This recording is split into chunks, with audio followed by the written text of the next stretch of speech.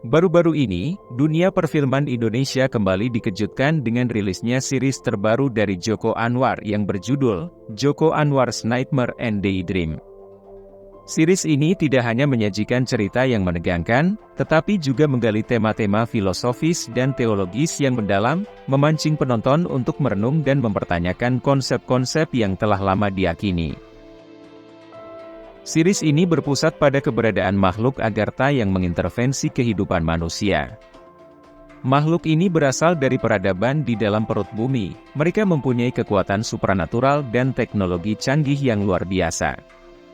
Dalam series, makhluk Agartha memiliki kemampuan luar biasa seperti menukar umur seseorang, memberi kekayaan instan yang tak masuk akal, telepati, membuat dunia ilusi, dan lain-lain. Terdapat salah satu episode, di mana makhluk Agartha ini menampakkan diri sebagai sosok malaikat, dan menyampaikan wahyu pada seorang manusia untuk menjalankan misi tertentu. Episode ini syarat akan metafora tentang Tuhan yang menyampaikan wahyu kepada para nabi. Dari premis ini, muncul sebuah hipotesis, bahwa mungkin saja, alien dari Agartha inilah yang sebenarnya menciptakan manusia, dan berperan sebagai Tuhan yang menyampaikan wahyu kepada para nabi. Hipotesis ini mengajak kita untuk mempertimbangkan kemungkinan, bahwa landasan dari mitos dan kepercayaan religius kita, mungkin sebenarnya merupakan hasil dari interaksi dengan makhluk asing yang jauh lebih maju ini. Bukan tidak mungkin bahwa banyak kisah dalam kitab suci dan mitologi kuno, adalah hasil dari interaksi dengan entitas-entitas ini. Makhluk Agartha digambarkan sebagai entitas dengan kemampuan yang melampaui pemahaman manusia.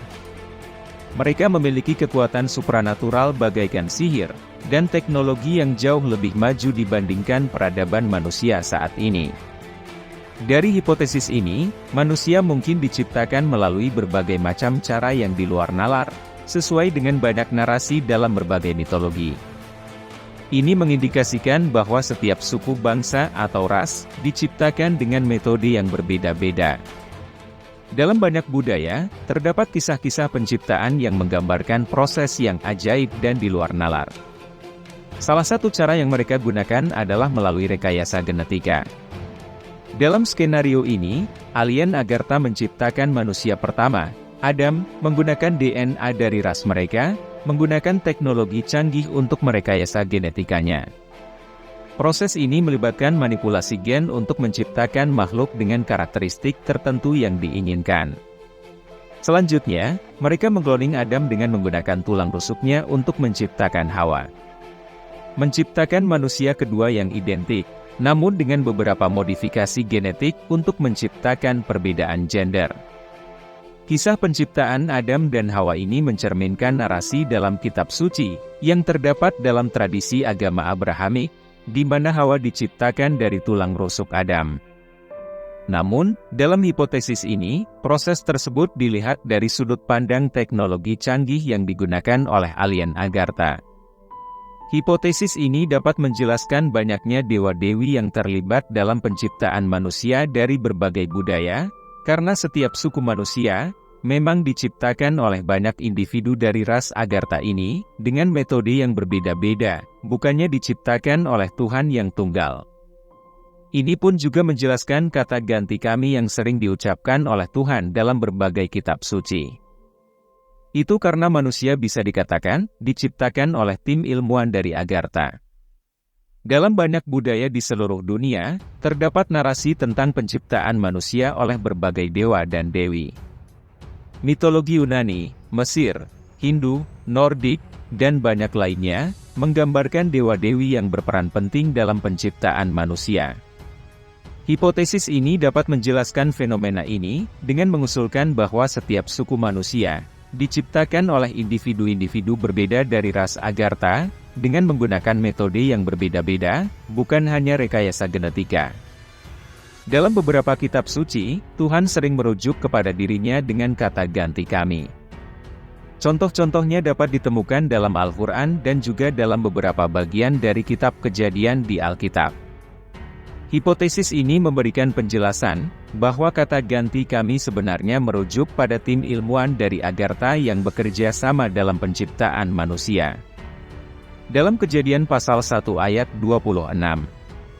Berfirmanlah Allah, baiklah kita menjadikan manusia menurut gambar dan rupa kita, supaya mereka berkuasa atas ikan-ikan di laut dan burung-burung di udara dan atas ternak dan atas seluruh bumi dan atas segala binatang melata yang merayap di bumi. Ayat ini dapat diartikan sebagai tim ilmuwan yang berdiskusi dan bekerja sama untuk menciptakan manusia. Dalam Kejadian pasal 3 ayat 22. Berfirmanlah Tuhan Allah, sesungguhnya manusia itu telah menjadi seperti salah satu dari kita, tahu tentang yang baik dan yang jahat, maka sekarang, jangan sampai ia mengulurkan tangannya dan mengambil pula dari buah pohon kehidupan itu dan memakannya, sehingga ia hidup untuk selama-lamanya. Di ayat ini, kata kita digunakan lagi, menunjukkan diskusi di antara beberapa individu. Ini bisa diartikan bahwa tim ilmuwan Agartha sedang membahas dampak pengetahuan yang diperoleh Adam dan Hawa setelah memakan buah pengetahuan, dan mereka harus mencegah Adam dan Hawa untuk makan buah keabadian. Ini juga menunjukkan bahwa manusia tidak seharusnya memiliki akal yang terlalu pintar. Penggunaan kata kita menunjukkan bahwa keputusan penting mengenai penciptaan dan pengelolaan manusia, dibuat melalui diskusi dan kesepakatan di antara tim. Taman Eden sebagai tempat tinggal pertama Adam dan Hawa, menjadi topik yang menarik untuk dieksplorasi lebih lanjut. Ada dugaan bahwa Taman Eden terletak di tengah kutub utara, yang selaras dengan teori bahwa pintu masuk utama peradaban Agartha terletak di kutub utara dan kutub selatan. Kutub utara adalah lokasi yang sangat terpencil dan sulit dijangkau oleh manusia biasa. Ini sesuai dengan gagasan bahwa Agartha adalah peradaban yang tersembunyi dari dunia luar. Dengan teknologi canggih yang dimiliki oleh peradaban Agartha, mereka mampu menciptakan sebuah taman yang sempurna di bawah permukaan es kutub utara. Jika pintu masuk utama ke peradaban Agartha berada di kutub utara, ini dapat menjelaskan bagaimana Adam dan Hawa ditempatkan di Taman Eden, dan kemudian diusir dari sana. Setelah diusir, mereka harus keluar dari pintu masuk Agartha dan memasuki dunia luar yang kita kenal sekarang. Selanjutnya, alien Agartha ini akan menciptakan berbagai narasi agama dalam berbagai mitologi. Banyak individu dari ras Agartha ini menemui manusia, menampakkan diri dalam berbagai wujud seperti malaikat, dewa, dan makhluk aneh lainnya. Mereka mengaku sebagai Tuhan atau perantara Tuhan, untuk memberikan misi-misi tertentu kepada suatu kaum. Manusia yang mendapatkan pesan-pesan dari makhluk Agartha ini, kemudian dikenal sebagai para nabi atau tokoh suci dalam berbagai agama. Makhluk Agartha ini juga memberikan kitab suci yang isinya adalah campuran antara kebenaran dan kebohongan, sesuai dengan tujuan tertentu dari makhluk Agartha ini.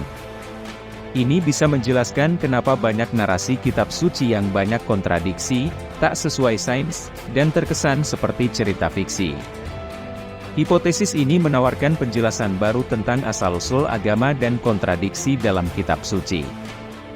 Dengan menciptakan narasi agama dan kitab suci, makhluk Agartha mungkin bertujuan untuk mengontrol dan mempengaruhi perkembangan peradaban manusia. Pemberian kitab suci dengan campuran kebenaran dan kebohongan, mungkin juga merupakan bagian dari eksperimen sosial, yang dilakukan oleh makhluk Agartha, untuk memahami bagaimana manusia bereaksi terhadap berbagai ajaran dan doktrin. Makhluk Agartha ini juga mengintervensi berbagai kejadian dalam peradaban manusia, dengan kekuatan supranaturalnya.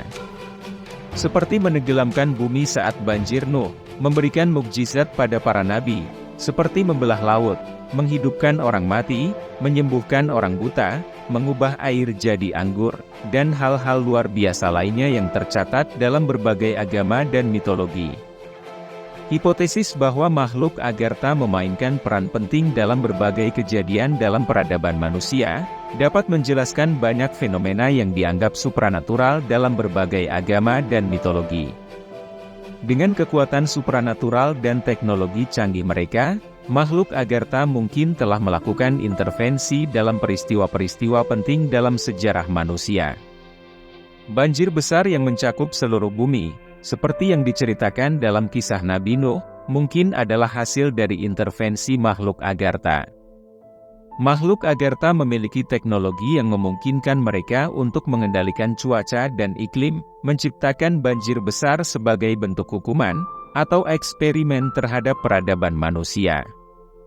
Banjir ini bisa jadi bertujuan untuk membersihkan dunia dari keburukan dan memulai peradaban baru, dengan manusia yang lebih taat kepada perintah mereka. Makhluk Agartha juga memberikan berbagai mukjizat kepada para nabi sebagai tanda kekuatan ilahi dan bukti dari pesan-pesan mereka. Dalam kisah Eksodus, Nabi Musa membelah Laut Merah untuk memungkinkan bangsa Israel melarikan diri dari kejaran tentara Mesir. Ini mungkin adalah hasil dari teknologi canggih yang digunakan oleh makhluk Agartha untuk memanipulasi air laut dan membelahnya. Dalam Perjanjian Baru, Yesus Kristus dikisahkan menghidupkan orang mati. Ini bisa dijelaskan sebagai penggunaan teknologi canggih untuk meregenerasi atau menghidupkan kembali jaringan tubuh yang mati. Ras Agartha juga telah menguasai rahasia keabadian, seperti yang tertulis dalam kitab Kejadian sebelumnya. Yesus juga menyembuhkan orang buta dan berbagai penyakit lainnya. Teknologi medis Agartha memungkinkan penyembuhan penyakit yang tampak ajaib bagi manusia pada waktu itu. Yesus juga mengubah air menjadi anggur. Teknologi manipulasi molekuler kimia canggih dari makhluk Agartha bisa menjelaskan mukjizat ini. Makhluk Agartha juga bertanggung jawab atas berbagai fenomena luar biasa lainnya, yang tercatat dalam berbagai agama dan mitologi. Intervensi makhluk Agartha dalam berbagai kejadian penting dalam peradaban manusia, memberikan penjelasan untuk banyak fenomena supranatural, yang tercatat dalam berbagai agama dan mitologi. Dengan kekuatan supranatural dan teknologi canggih mereka, makhluk Agartha telah menciptakan, mengendalikan, dan memanipulasi berbagai peristiwa, untuk mempengaruhi perkembangan manusia sesuai dengan tujuan mereka. Hipotesis ini memberikan perspektif baru yang menarik tentang asal-usul banyak kisah ajaib dan peristiwa luar biasa dalam sejarah manusia. Hipotesis bahwa makhluk Agartha memainkan peran sebagai Tuhan dalam berbagai narasi agama, menjelaskan sifat manusiawi dari Tuhan dalam berbagai narasi agama, yang seharusnya tak melekat pada Tuhan yang sejati. Seperti marah, cemburu, menyesal, sedih dan sebagainya. Jika ternyata Tuhan dalam narasi tersebut adalah alien Agartha yang sama-sama makhluk, semua menjadi masuk akal.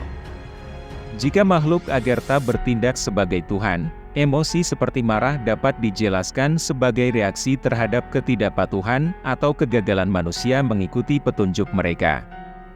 Ini adalah emosi manusiawi yang dimiliki oleh makhluk-makhluk Agartha yang menganggap diri mereka sebagai pemimpin atau pengawas manusia. Dalam kitab Kejadian, dikatakan Tuhan menyesal telah menciptakan manusia di bumi karena kejahatan mereka, dan memutuskan untuk menghapus mereka dengan banjir besar. Penyesalan adalah perasaan manusiawi yang menunjukkan bahwa keputusan sebelumnya dianggap salah atau mengecewakan. Makhluk Agartha, sebagai makhluk dengan keterbatasan, bisa merasakan penyesalan terhadap eksperimen mereka dengan manusia, yang tidak berjalan sesuai harapan. Tuhan sering digambarkan berbicara langsung dengan nabi-nabi dan manusia terpilih, seperti ketika Tuhan berbicara dengan Musa melalui semak yang menyala. Atau Tuhan yang bergulat secara langsung dengan Nabi Yakub, dan Tuhan kala. Aktivitas fisik seperti itu seharusnya mustahil bagi Tuhan yang sejati, apalagi sampai kalah, saat beradu fisik dengan manusia. Namun jika itu hanya individu dari Agartha, semua menjadi lebih masuk akal. Makhluk Agartha sebagai sesama makhluk, tentu saja bisa berkomunikasi langsung dengan manusia, atau beradu fisik dengan manusia, dan bisa juga dikalahkan jika lengah. Walaupun memiliki kekuatan luar biasa, makhluk Agartha tidak sepenuhnya tak terkalahkan. Makhluk Agartha memang abadi, tetapi mereka tidak kebal terhadap semua jenis serangan atau bahaya. Mereka bisa terluka atau bahkan dimusnahkan dengan metode yang tepat. Ini juga menjelaskan bagaimana para dewa bisa saling bertarung dan mati dalam berbagai narasi mitologi. Hipotesis ini menjelaskan berbagai tindakan dan sifat Tuhan yang kadang aneh dan tak sesuai dengan definisi Tuhan yang seharusnya. Joko Anwar's Nightmare and Daydream bukan hanya sekadar hiburan semata, tetapi juga sebuah sarana untuk merenung dan mempertanyakan keyakinan kita. Melalui cerita yang kompleks dan penuh dengan metafora, Joko Anwar mengajak kita untuk melihat lebih jauh ke dalam kemungkinan-kemungkinan yang mengejutkan dan memprovokasi pikiran. Apakah alien dari Agartha benar-benar pencipta manusia dan penyampai wahyu? Tak ada yang bisa menjawab dengan pasti pertanyaan tersebut. Tetapi pertanyaan itu sendiri sudah cukup untuk membuka cakrawala baru dalam pemahaman kita tentang diri kita sendiri dan alam semesta.